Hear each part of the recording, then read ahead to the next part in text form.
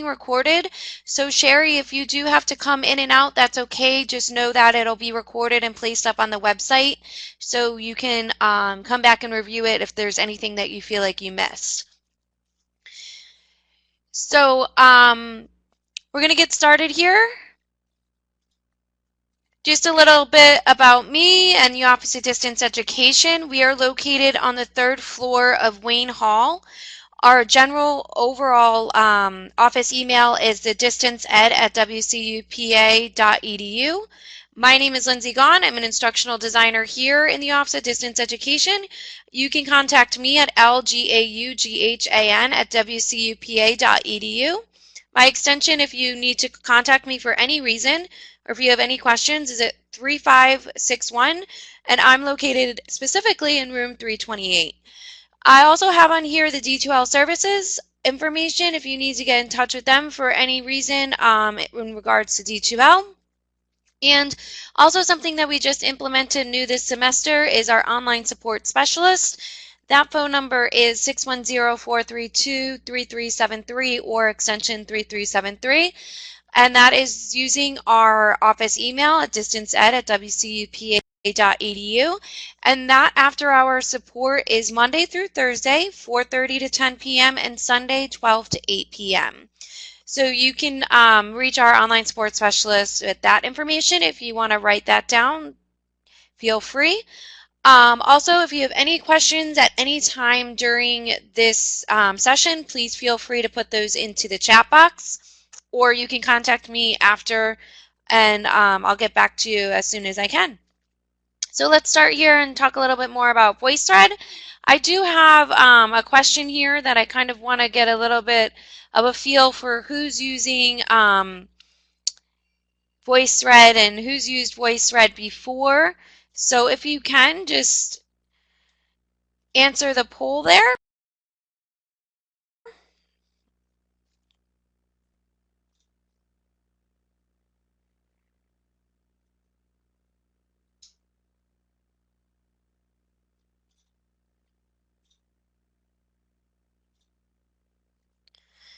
Okay, so 2 of you have never used Voicethread and 1 of you has used it in the past, so nobody is currently using it, which is okay, and so that's why you're here, to learn a little bit more about Voicethread. So moving along here. So just speaking about today's objectives and kind of what we're going to go over today is just an introduction to Voicethread. Again, these webinars run for about 40 minutes, so I'd like to just kind of do an introduction to Voicethread, a little bit why you should use Voicethread versus just a plain discussion board in your classroom, and then also how you can use it in your course, using it as a discussion board feature and also as a presentation feature. And I'll show you some examples of how others are using it in their classroom. And then hopefully we'll have some time at the end. If you have any questions, do feel free to reach out to me and I can answer those questions. I'm not going to necessarily go into the detail of how to use Voicethread. So if you're interested in learning more about how to use Voicethread, just reach out to one of the instructional designers and we can have a one-on-one training session with you, or you can reach out to me after this webinar is over. This is more about the background of Voicethread. So the introduction to Voicethread. So really, what is Voicethread? And so it turns out that in most cases, your online conversations will mostly be, nowadays will mostly be focused around some type of digital media, such as an image, a movie, a PowerPoint lecture, a document, even a PDF, or an outside URL. It could be focused around social media. So whatever that digital media is, it's going to be the central driver behind your conversations now in an online format. So to use Voicethread, you're going to have an account, and you can contact the Office of Distance Education and we'll set you up with that account. Either myself or somebody else within the office will help you. But Voicethread is this cloud application, so There's no software to be installed, and the only system requirement is basically to just have an up-to-date version of Adobe Flash, because Voicethread will work in any modern web browser on almost any type of internet connection. And so Voicethread allows you to upload, share, and discuss documents, presentations, images, audio files, videos, and there are 50 different types of media that can be used within Voicethread. So coming back to that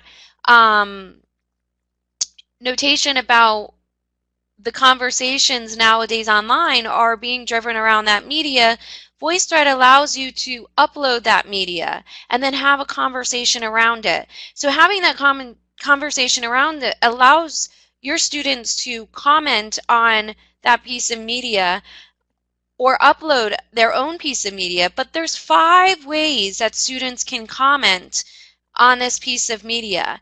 And those 5 ways include just using a microphone, your webcam, text, phone, and doing an audio upload file. So it allows you to share or keep a VoiceThread private, or it allows you to share it with that VoiceThread with other specific groups within your account, or you can open it up and make it public to the entire world and share your VoiceThread with them and allow to share that knowledge with the public. So VoiceThread does allow you to do all of these things, and I would say VoiceThread, and my best way to put it is VoiceThread is like a plain flat text discussion board on steroids. So now you're adding in the comments that allow you to comment by using your voice and by uploading those files. And again, it's all centralized around this one piece of media, which is normally how our discussions are in an online course anyway, right? So moving along, so again, unless you've scheduled a synchronous session, you'll most likely be having those discussions within this text-based format. And you can see here, this is kind of what the typical D2L text-based format looks like. So in most cases here at Westchester University, a lot of faculty and their students will be having these discussions within the D2L platform. And the D2L feature, which falls into that category of just using the simple text-based platform. So when you're using this tool, the text will appear to be more flat and just text. It's just text back and forth. And from an instructor, you kind of have to filter through all of that text when you're reading and, trying to assess your students and evaluate them on what they're writing. So the text can oftentimes be ambiguous too, and that text-to-text conversation can be a poor conveyor of perception. So you don't always get across what you're trying to say, or it might come across differently because it's in that text format. So meanwhile, voices and faces and drawings can tell us so much more about what people are really thinking. And you can see on the screen here, this is an example of what VoiceThread looks like. And now if you've never used VoiceThread, this might seem a little overwhelming. And what is this? Just bear with me here and I'll show you some examples and kind of talk you through it. So you may ask yourself, though, how can I have these discussions integrating these voices and these faces and these comments and even drawings into your discussions without having to host that synchronous session? And well, your answer here is using VoiceThread. VoiceThread allows you to have that authentic asynchronous conversation and connect with people from around the world. So you can connect from anybody outside. It doesn't have to just be somebody locally. It can be anywhere around the world. And so basically, you upload that piece of media. So you can see on the screen here, the piece of media here, which they're finding out more about smoking, as you can see the title across the top. You can see the title here across the top, finding out more about smoking, right? So you can see the piece of media is here. This is just the image. And then the discussion around that image, and now you see all these other side images, they're just their profile pictures. But those are people having conversations here. And they'll build up along the sides of the image. And that's the conversation that's happening. And so when you click on somebody's profile picture, you'll see over here that the conversation or whatever their comment is, and let me get rid of some of these so you're not confused, but looking over here on the left-hand side, you can see the conversation that's being taken place. And like I said, there's those 5 different ways for the students to reply. And in this instance, they just use that text-to-text. So you can see that Voicethread offers a little bit more of an engaging and powerful discussion. And it's an online tool that can turn these images and video and audio text into a conversation.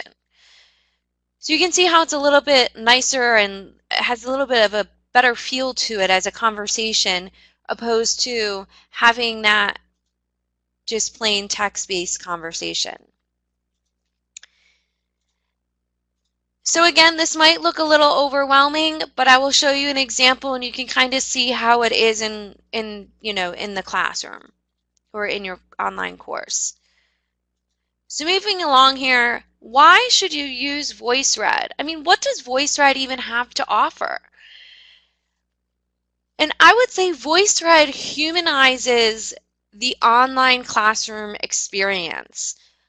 You know, one of the drawbacks of online learning has always been that the student feels isolated and unconnected with, either his or her classmates and or the professor. So online classes often unknowingly can lose that personal closeness, if you will, and that often occurs in it loses that closeness that often occurs in a synchronous session or even a face-to-face class setting that you would have.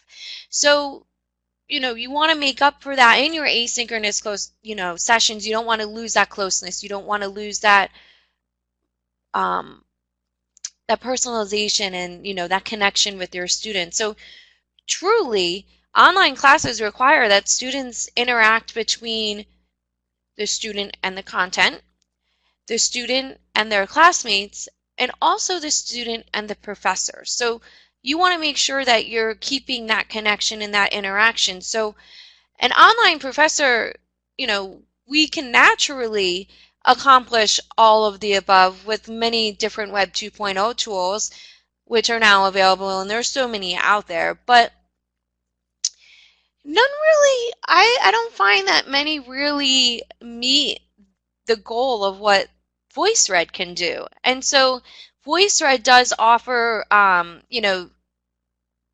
the easiness for the students and the professor to operate.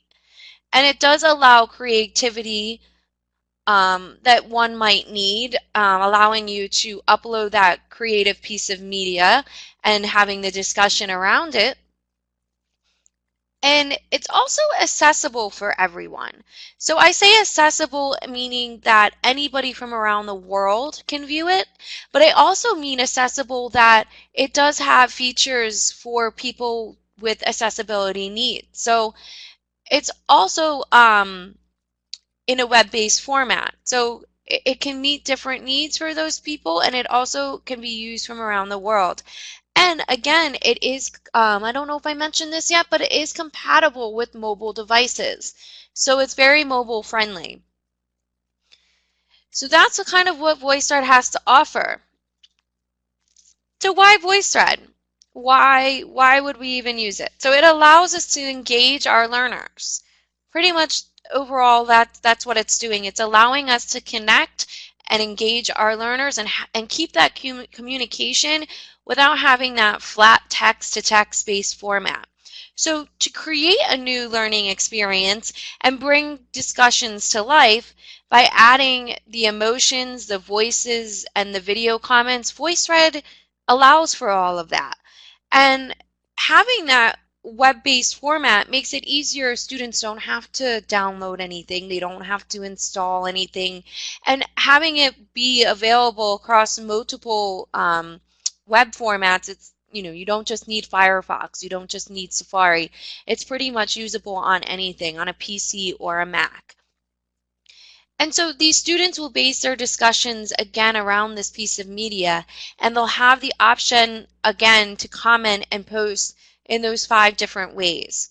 So they can text, use audio, video, phone, and upload a file. And so instructors and students have to have the option, they do have the option to create a discussion. They have the option to comment on a previous discussion, or they can upload a file as a presentation. And the instructors or faculty members can share the Voicethread again with that specific group.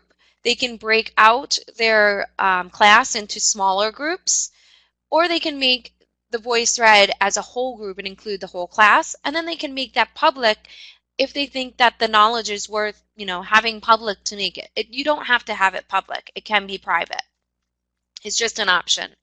And so this is something we have here in the Office of Distance Education. It's not necessarily free, but it is available to the Westchester University faculty because we do have licenses here available for you. So if it's something that you are interested in, it's essentially, I want to say, quote unquote, free for the faculty here at Westchester University. And in addition to all of that, Voicethread also has an analytics tracking system. So you can track and monitor the use of Voicethread. And it also has LMS integration. So it can be integrated into the D2L website, which is something that I'm still working on making sure that we can do that. But the Voicethread as a tool itself does have that LMS integration. And I need to look further into that. But anyway, again, it's very mobile friendly. So students can upload and comment posts right from their mobile device. So using Voicethread in your course, and this is more of an asynchronous discussion board and presentation tool. When you are using Voicethread, you can use it as a discussion board. And like I said, it's more for asynchronous. It's not necessarily asynchronous, because if you're going to have a synchronous session, you're going to have that discussion within the synchronous session. Again, and it can be as a presentation tool where students can upload that PowerPoint, and then it allows the students to comment or reply back to the student's presentation. So I'm just going to go through and just show you a few examples of how it can be used as a discussion board and as a presentation tool. I'm going to show you an example of each.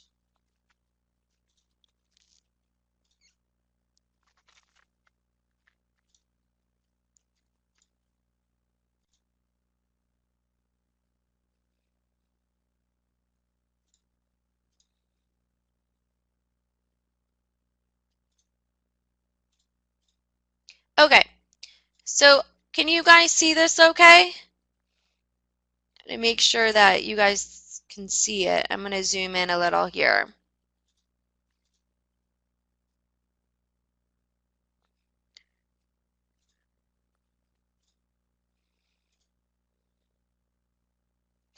So this is an example of a discussion board and how this Professor Russ Mead used it in his course. So it's on free speech, and it was a business law debate. And so the professor uploaded this with a voice comment. And unfortunately, because I'm using the microphone to present to you, you're not going to be able to hear the voice. But basically, you can see down here, he plays all the way through on this free speech zone. And he goes through these different slides, and he talks through. And so you can add in all these different slides, but you notice down here that there's, at 39 seconds, Louis Pires commented on Monday, July 29th, at 4:02 p.m. So you can see, and you probably can't hear, but he's doing a speech, he's doing an audio comment. But unfortunately, again, because I'm using my microphone, you won't be able to hear it. But you can see that all these people have commented. And as you continue to go through, you'll see all the different comments line up here on the side. And these are just the comments that are happening on this particular slide. As we go through the slide, you'll see the comments again on this particular slide. And all of these people did audio comments. And so again, if we keep going through, you can see the different comments again. And this is everybody commenting slide by slide. And so he has a total of 6 slides. And the students are required to go through this presentation, and then they make they have a discussion around each of the slides. So that's kind of how it works, and you can see that the people make comment multiple times. So that's how that works. And then an example of how it is used as a presentation tool is this guy, Gare Green, is uploading a presentation or PowerPoint on collaboratively disrupting. It was just a topic within this class, but this is just his presentation. So all he did was go in there and upload it. And you can see slide by slide. Now you can see how he's uploaded this presentation, and his classmates were able to get in here and comment on his presentation. And here is an example of a text comment. So she commented leaving a text comment. And like I said, there's 5 ways that you can comment. There's the text, there's the audio through your microphone, there's the audio through your telephone, there's uploading a file, and there's also uploading a video. So you can respond by uploading a video.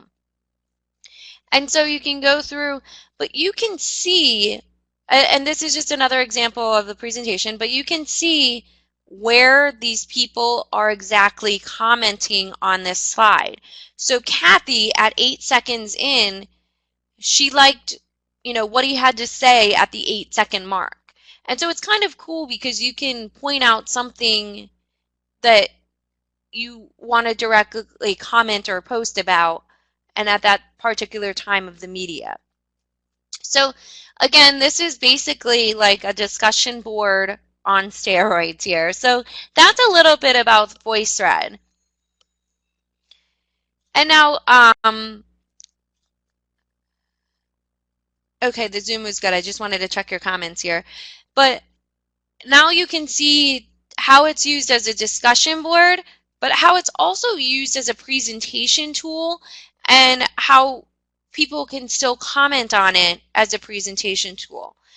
And if you want to use it as a presentation tool, it doesn't mean that students have to comment. It's also a great way to just asynchronously post a presentation and have all the students go through and view it.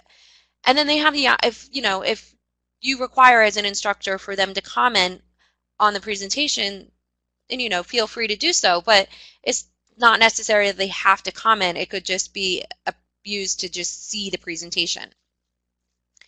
So this is a little bit about Voicethread, and I'm going to come back over to the PowerPoint here.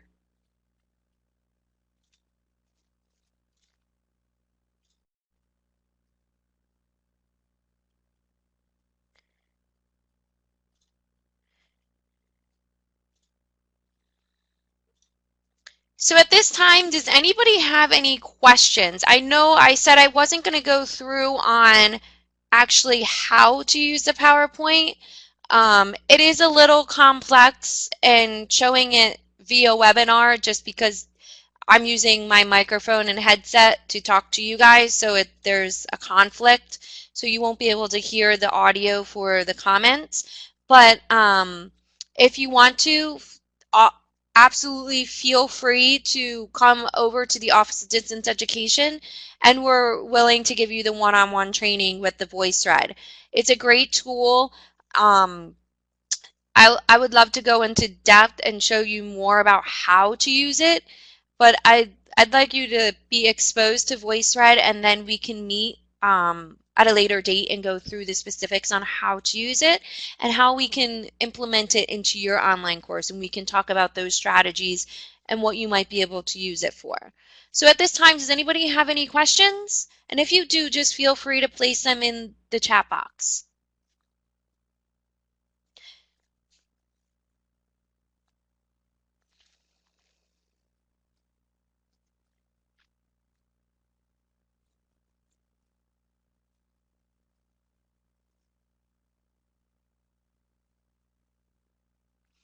Okay, so if you guys don't have any questions, I'm just going to go and explain to you or let you know about some of these other upcoming webinars.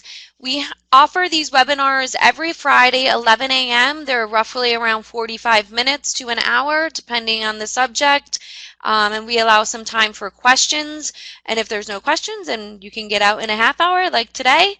But the next upcoming webinars we have is 4.1, Go Animate Yourself. 4.8, Online Assessment, Exploiting the Quizzes Tool. 4.15, Implementing Interactive Elements into Online Courses.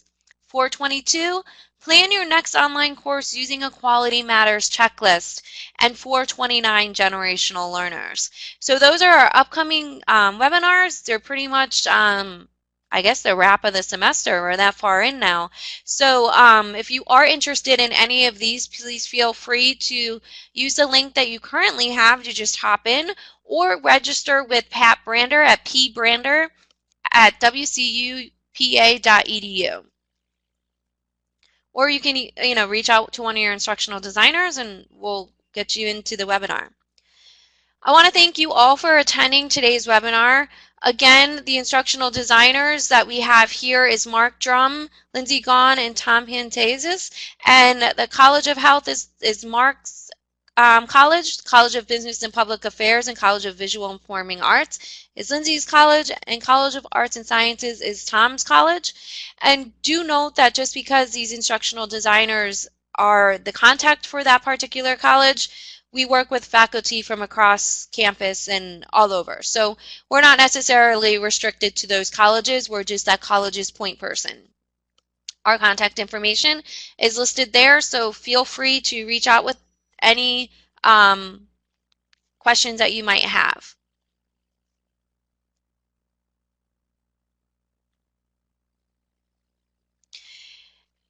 So is anybody interested, like Tom said, if you're interested in learning a little bit more, we can go into a little bit more depth in one-on-one training. So just let your instructional designer know, and we'll be able to assist you. And if you guys don't have any questions, you all have a happy Easter and have a great weekend.